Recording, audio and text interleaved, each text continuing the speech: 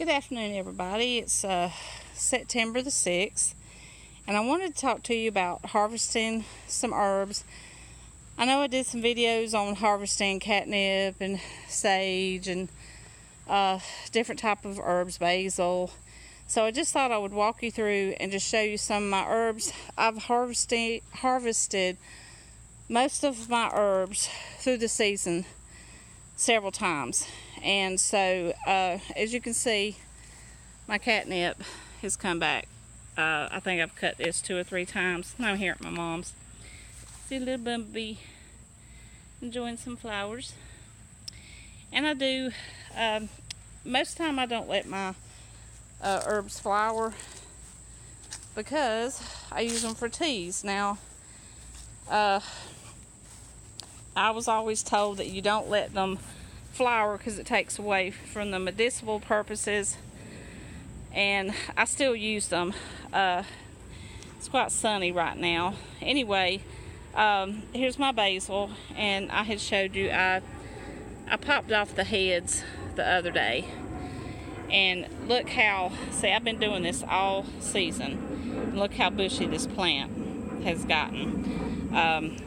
I grew this by seed, and I still have some that I can pop off. You just, pop them off right here, and it just keeps bushing out, and I still have some that I can pop off. So there's my basil. I have some that I had pulled up that was not doing good in the pot, and it seems like the herbs do better if you can put them in the ground.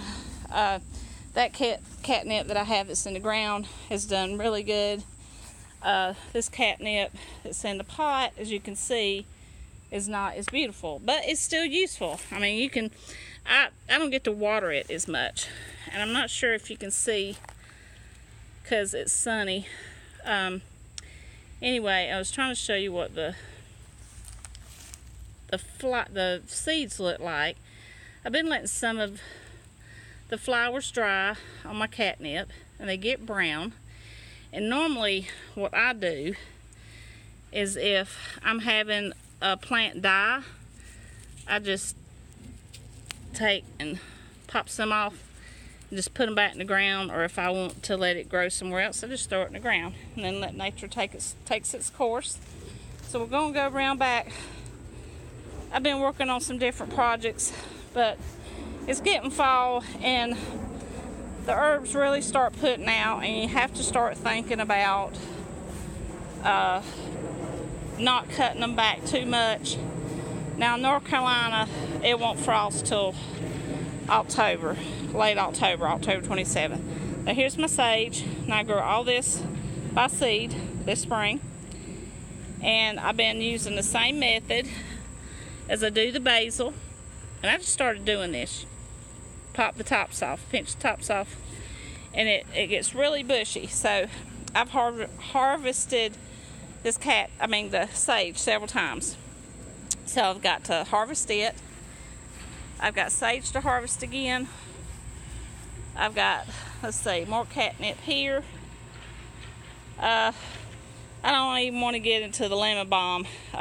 Lemon balm is like mint, and I had 2 little pieces of lemon balm, and now I have a whole bed of it.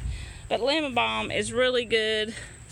Lemon balm is good for your nerves and gas, like the mints are. Sage is, you can put that in your teas. It's good for colds. Sage is good for protection and respiratory issues. The basil's good for protection. Going through here, it's a bit of a mess. Sorry, I just haven't had time to clean up. I'm going to show you my mint bed once again. One more time. And the mint has spread. I have a whole bed of mint. So I did have some peppermint, but the spearmint took over the peppermint, so it's hard to differentiate from the two. And I think, let's see, that looks like spearmint. That looks more like the peppermint. And it's starting to flower. So when it starts to flower, you really need to harvest it. You can leave it for the bees. Sometimes I do leave some flowers for the bees. If I'm harvesting it and it has flowered, I just leave a few sprigs for the bees. Sometimes you don't have to harvest it. You can just leave it all for the bees. Now I'm going to cut. It's just hard for me to show you, but since this will grow again, I mean, all my mints, I cut back a good bit. And then I'm going to hang them up. And I had a video that I showed you how to do all that. And herbs, you can take a lot of time with them, like I do, or you can take a little time with them. And herbs, I enjoy herbs. I really do. I think I'm going to get over here in the shade.